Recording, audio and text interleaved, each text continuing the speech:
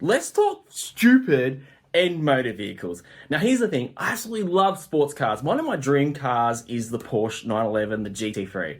And I actually met a guy a few years ago who had a company and he wasn't racing cars. He was actually a fire inspector and he had his car in his company. And it's the dumbest, the most stupidest, idiotic thing. And I think he must have had the worst advice from his accountant.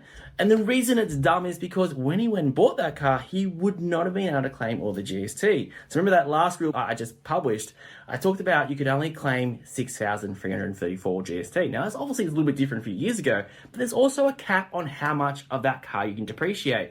But here it is why it's so stupid. It is so stupid because when this guy, at some point, if he has to sell, let's say for example, he sold it for $220,000 and originally it was like a $450,000 car.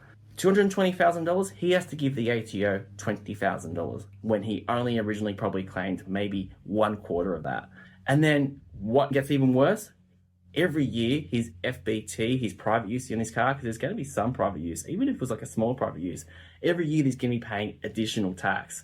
There's no tax savings to be had. So that's why it's really dumb. If you want to have a Porsche or a sports car, whatever, you want to have it, don't have it in your business. Don't have it in your company. Because the other thing as well, if you ever have to liquidate your business because your business goes south and it all turns to shit, that is going to be a car they're going to be liquidating. They're going to be taking. It's just disaster. So you know what? If you're ever going to buy a car that you absolutely love, it's a sports car, your dream car, don't put it in your business. Because I tell you what, it's just going to end. There's no tax savings. Just don't do it. So that's my advice. Don't be an idiot. Don't be stupid.